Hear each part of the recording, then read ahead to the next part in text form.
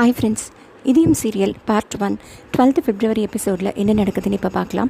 இதயம் சீரியல் பற்றின அப்டேட்ஸ் தெரிஞ்சுக்க என்னோட சேனலை சப்ஸ்கிரைப் பண்ணி வச்சுக்கோங்க. ஸோ இப்போ தர்மலிங்கத்தை சரமாரியாக திட்டுறாங்க லக்ஷ்மி அம்மா. இந்த மாதிரி தேவையில்லாமல் பாரதியோட மாமியாரை வரவழைச்சு அவங்க மனசை கலைச்சு அவங்கள தற்கொலையே பண்ணிக்கிற அளவுக்கு நீ பண்ணியிருக்க.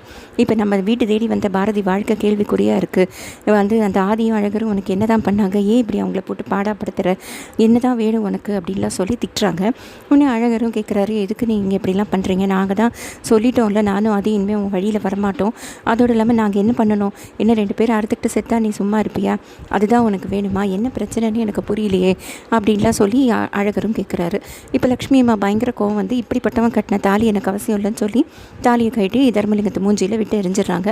கூடவே பாட்டியும் சப்போர்ட் பண்ணுறாங்க, விட்டு ஏறி அவங்க ஒன்றும் இனிமேல் உனக்கு வாழ்க்கையில் வேண்டவே வேண்டாம் அப்படிங்கிறாங்க.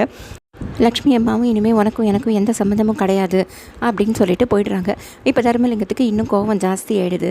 இங்கே வீட்டில் பாரதி ஏதோ துணி மடிச்சிட்ருக்காங்க. திடீர்னு பெட்டில் பார்த்தா ஆதி எழுதி வச்சு அந்த டைரி இருக்குது. உடனே அந்த டைரி எடுத்து படித்து பார்க்குறாங்க.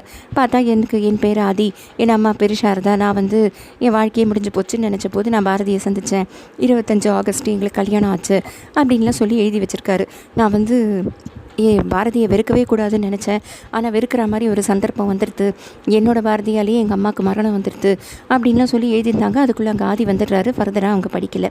அதுக்கப்புறம் ஆதி ஒரு பெட்டியை தூக்கிட்டு வராரு.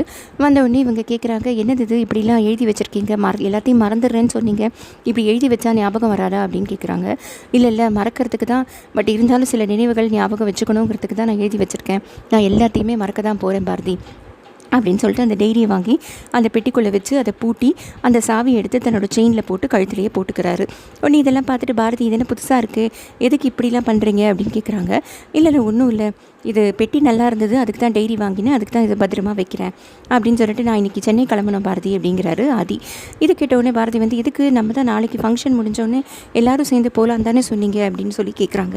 இல்லை ஒரு அர்ஜென்ட் மீட்டிங் இருக்குது, அதுக்கு தான் போகணும், நான் போயிட்டு உங்களெல்லாம் பிக்கப் பண்ணிக்கிறேன், ஒரு 2 days ஆகும், நான் திரும்பி வரேன் அப்படின்னோடனே சரி ஓகே, அப்போ எத்தனை ட்ரெஸ் எடுத்து வைக்கிட்டோன்னு கேட்குறாங்க. என்னோட எல்லாத்தையுமே எடுத்து வச்சுருங்க அப்படிங்கிறாங்க. ஏன் எல்லாத்தையும்ங்கிறீங்க, 2 நாள் தானே, அப்புறம் எங்களை கூட்டிகிட்டு போயிடுவீங்கல்ல அப்படின்னு சொல்லி கேட்குறாங்க. அதுக்கு ஒன்றே ஆதி திரும்பி வந்தால் பார்த்துக்கலாம் அப்படிங்கிறாரு. என்னது திரும்பி வந்தாவா, இல்லை திரும்பி பார்த்து உங்களை கூட்டிகிட்டு போகிறேன்னு சொல்கிறேன், ஒன்றும் இல்லை, அப்போ லக்கேஜ் நிறையா இருக்கும்ல, அப்போ இப்போவே எந்தெல்லாம் எடுத்துகிட்டு போயிடலாங்கிறதுக்கு தான் சொல்கிறேன், எடுத்து வைங்கன்னு சொல்லிடுறாரு. ஸோ பாரதி பாவம் எல்லாத்தையும் பேக் பண்ணி வச்சிடுறாங்க. வச்ச உடனே கொஞ்சம் நேரம் கழித்து தமிழ் அங்கே வரா. வந்த உடனே அவள் பேக்கை பார்த்துட்டு, யாருக்குப்பா இது, என்ன பேகு, யார் எங்கே போகிறா அப்படின்னு சொல்லி கேட்குறா. உடனே பாரதி ப்ராங்க் பண்ணுற மாதிரி, இந்த மாதிரி அப்பாவுக்கு நம்மளை பிடிக்கலையாம் தமிழ், நம்மளை விட்டு போகிறாராம் தமிழ், இனிமேல் இங்கே வரவே மாட்டாராம், அம்மாவோட முகத்தை பார்க்கவே அப்பாவுக்கு பிடிக்கலையாம், அம்மாவை டோட்டலாக மறந்துட போகிறாராம் அப்படின்லாம் நிறைய சொன்ன உடனே தமிழ் ஒரே அழ ஆரம்பிச்சிடுறா.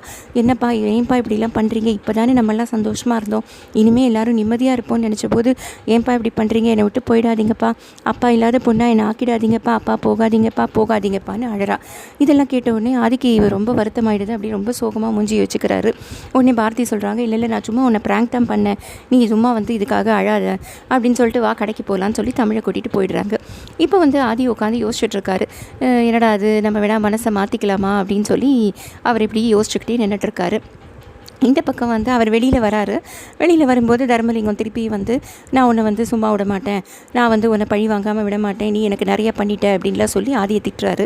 உடனே ஆதி திருப்பி சொல்கிறாரு, பார் நானும் அழகரும் உன்னை விட்டு விலைக்கு போகிறதா முடிவு எடுத்துட்டேன், இனிமேல் நான் வழியிலேயே வரமாட்டேன், எனக்கு வேறு நிறைய பிரச்சனை இருக்குது, சும்மா தேவையில்லாமல் என்னை வம்புக்கு இழுத்துக்கிட்டே இருக்காத அப்படிங்கிறாரு. சரி இதுக்கப்புறம் ஒன்றும் பண்ண மாட்டேங்க, இது வரைக்கும் பண்ணதுக்கு நான் திருப்பி பண்ணணும்ல, பண்ணாமல் விட மாட்டேன், உன்னை அனாதையாக நிற்க வைக்க தான் போகிறேன் அப்படிங்கிறாரு. அதுக்கு ஒன்றே ஆதி சொல்கிறாரு, இப்போவே நான் அப்படி தாண்டா நிற்கிறேன், ஏன் புரிஞ்சுக்கவே மாட்டேங்க, சும்மா இரு, இல்லைன்னா தேவையில்லாமல் பேரம்பேத்தியை கொஞ்சம் வேண்டிய வயசில் பணமாயிடாது அப்படின்னு சொல்லி திட்டிட்டு போயிடுறாரு. இப்போ அழகரும் பாட்டியும் பேசிகிட்டு இருக்காங்க. பாட்டி உடனே சொல்கிறாங்க, இந்த மாதிரி ஏதாவது பண்ணணும்டா, இவன் மேலே ஏதாவது ஒன்று செஞ்சுக்கிட்டே இருக்கான், இவனை ஏதாவது செஞ்சு விடணும்டா அப்படின்னு சொல்லி பேசிகிட்டு இருக்காங்க. அந்த சமயம் மாமியாரை கொண்டு போய் விட போன ஆண்டாள் திரும்பி வராங்க. உடனே தர்மலிங்கம் நடிக்க ஆரம்பிச்சிடுறாரு. மாப்பிள்ளை, நீங்கள் உங்களுக்கு என்ன பிடிக்கலன்னா பரவாயில்ல, நீங்கள் சொல்லிவிடுங்க, அதுக்காக இப்படி என் பொண்டாட்டி புள்ளன்னு எல்லாரையும் என்கிட்டேருந்து பிரிக்காதீங்க மாப்பிள்ளை, நீங்கள் ஏன் மாப்பிள்ளை இப்படிலாம் பண்ணுறீங்க அப்படின்னு சொல்கிறாங்க. ஆண்டாளோடனே அப்படியே ஆச்சரியமாக பார்க்குறாங்க. அதோட பார்ட் 1 12th February எபிசோட் முடியுது.